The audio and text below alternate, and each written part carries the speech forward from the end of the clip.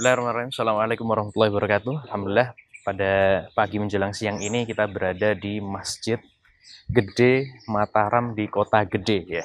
Dan kali ini seperti biasa saya bersama dengan Pak Nur Fajarudin. Beliau adalah pengamat, peneliti, pemerhati sejarah Islam di Indonesia. Kita sapa beliau terlebih dahulu. Assalamualaikum warahmatullahi wabarakatuh. Waalaikumsalam warahmatullahi wabarakatuh. Alhamdulillah, gimana nih kabarnya? Oh panas. Oh panas ya.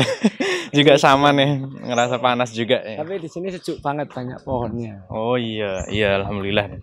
Sebenarnya apa sih yang membawa kita datang ke Masjid Gede ini sebenarnya? Apa yang bisa kita temukan? Ini sekali lagi nih salah satu kunjungan yang menarik karena ini Masjid Gede, Kota Gede, Masjid Gede Mataram, Kota Gede di mana di Jogja. Nah ini jadi gini Mas, Masjid Kota Gede sendiri ini adalah ibu kota pertama Kesultanan Mataram. Oh. Jadi gini, Islam itu kan awalnya Demak. Demak, setelah Demak kemudian dilanjutkan Pajang. Yeah. Nah, tapi Pajang itu setelah Sultan Hadiwijoyo atau Joko Tingkir itu beliau ini putranya tidak mau. Jadi Pangeran Benowo itu tidak mau menjadi raja. Tidak mau meneruskan jadi sultan. Sampai kemudian akhirnya yang jadi sultan itu adalah anak angkat dari Sultan Hadiwijaya sendiri, yaitu Panembahan Senopati atau yang waktu mudanya disebut Danang Sutawijaya. Beliau ini Danang Sutawijaya ini putra dari Ki Ageng Pamanan, dan Ki Ageng Pamanan ini putra dari Ki Ageng Selo. Ki Ageng Selo itu muridnya Sunan Kalijogo yang kalau di pintu gerbangnya, pintu masuknya Masjid Demak itu kan ada pintu yang lambangnya itu dua petir gitu. Oh iya. Nah itu Ki Ageng Selo itu dulu ceritanya kalau di Jawa itu legendanya beliau ini bisa menangkap petir. Kayak kalau di Jawa itu dulu sering ada legenda kalau ada hujan petir gitu, anak-anak kecil itu teriak, aku putune Ki Ageng Selo, biar petirnya takut. Nah, jadi di sini pertama kali Mataram itu, dan Mataram itu nanti menjadi salah satu kekuasaan Islam terbesar di Jawa. Oke. Jadi wilayahnya itu nanti di masa jayanya di era Sultan Agung Hanyokrokusumo itu wilayahnya itu meliputi dari Ukur itu Bandung sekarang. Bandung terus Cirebon sampai ke Banyuwangi. Iya. Dan ya jadi Bang Wetan itu ya, Banyuwangi itu. Jadi itu wilayah kesultanan Islam terbesar di Jawa. Dan ya ini luar biasa di sini masjid ini adalah bukti peninggalan beliau. Karena di belakang sana ada makam beliau kan. Kemudian kalau kita lihat sebenarnya dari apa yang ditinggalkan ya, dari segi arsitektur dan juga hal-hal yang kaitannya dengan peninggalan Islam ini sebenarnya signifikansi atau sebenarnya dampak ya, dari adanya berbagai macam hal ini di tengah-tengah kita itu seperti apa di masa lalu, mungkin ceritakan sedikit. Nah ini menarik kalau dari sisi arsitektur, ini memang arsitektur khas Jawa ya, tapi kita bisa mengatakan walaupun di situ ada arca Dewi Rapala ya atau Buto lah itu kalau orang Jawa bilang.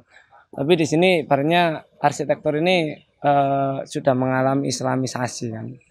Jadi dengan walaupun bentuknya mungkin masih mirip relief candi dan sebagainya.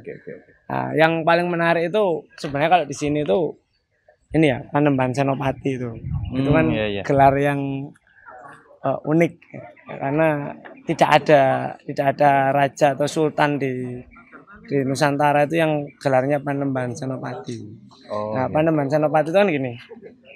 Kalau ini kan dijawakan.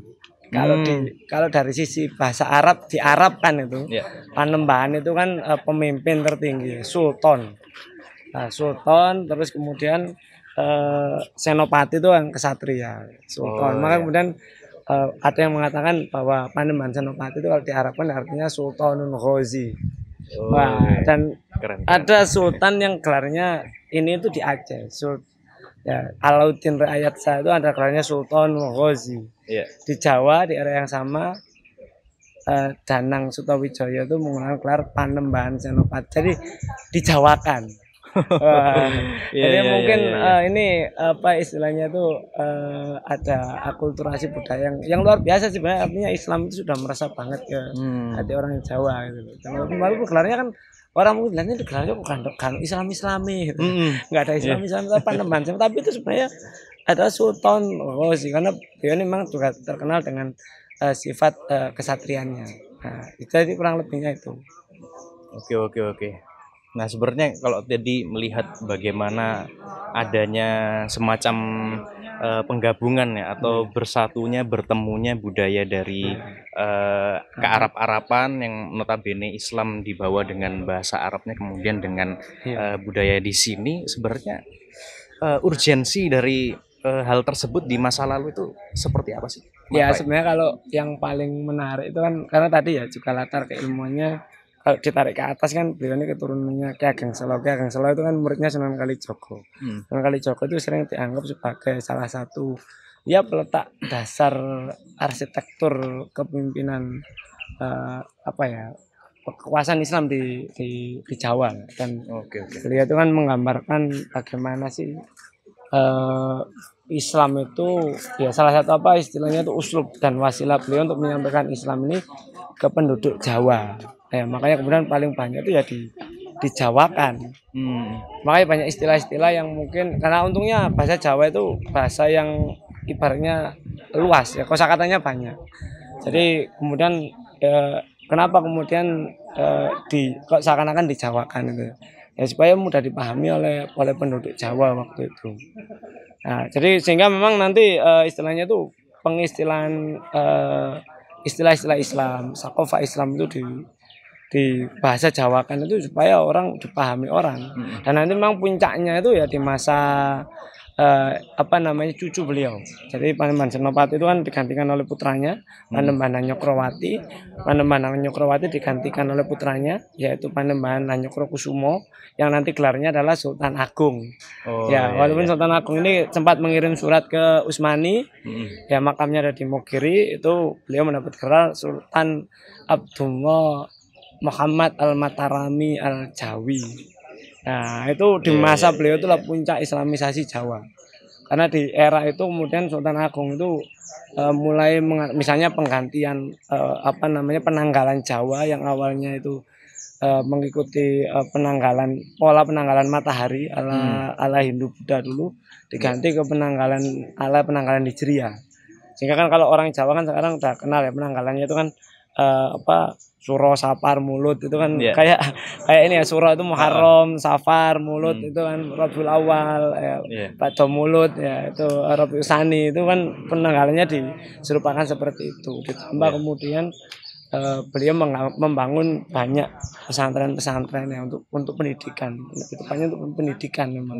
Sehingga apa puncak Islamisasi Jawa itu terjadi di era cucu Panembahan Senopati yaitu Sultan Agung Hanyokrokusumo dan ya itu akhirnya ya kita bisa melihat bahwa ya Jawa itu Islam itu Jawa. Iya, Masya Allah. Berarti ketika kita melihat berbagai macam hal yang dilakukan oleh raja-raja Mataram, kemudian para sultan ya, sultan-sultan di tanah Jawi ini, kira-kira apa yang sudah beliau-beliau mereka lakukan, kemudian apa yang belum mereka lakukan dan mungkin bisa kita coba untuk perjuangkan itu di masa sekarang kira-kira. Nah, sebenarnya kalau waktu itu sebenarnya kalau bisa kita katakan sebenarnya sudah final. Ya sudah final cuma kebetulan datang Belanda kan. Belanda itu kalau tahun sebab perang Diponegoro, perang Jawa 1830 Belanda itu melakukan semacam apa ya sebuah perang pemikiran ya, terhadap orang-orang Jawa. Perang pemikiran dibikin naskah-naskah sedemikian rupa sehingga kita melihat terkadang hari ini itu seperti ada lubang gitu, ada jurang seakan-akan kalau kita hari ini kan yang kalau kita mengkaji Islam ya, ketika datang ke tempat-tempat ini kan kayak kok aneh gitu ya. Kok aneh sih gitu kok gini ini kan masjid kok gini. Padahal ya itu tadi ada jurang itu diciptakan oleh Belanda itu. Ada kajian Javanologi mengkaji budaya Jawa sedemikian rupa terus dibelokkan. Iya, iya, Ya, iya, iya. makanya kan kadang-kadang kita sebenarnya sih kita datang ke tempat seperti ini adalah suatu hal yang no problem ya. Tapi apa istilahnya artinya kita bisa menggali lagi dulu akar kita itu apa sih gitu. Akarnya Iya. orang Jawa itu apa. Jadi bukan dikatakan orang Jawa itu sinkretis atau induknya itu Hindu Buddha, bukan, sebenarnya akarnya ya Islam sebenarnya. Oke, oke, oke, Cuma memang oke. ya ini kan bangunan ini kan modelnya itu ya ini sebenarnya sudah mengalami Islamisasi. Hmm, Islamisasi. Jadi bukan berarti oh ini kok cuma candi gitu. Enggak, ini oke. sebenarnya kan ada filosofinya kenapa. Bahkan saya yakin ini kenapa tanam pohon ini ada filosofinya. Oh, iya, iya, iya, Jadi iya, ada iya. pelajarannya. Oke, oke, oke, oke. Ya, baik.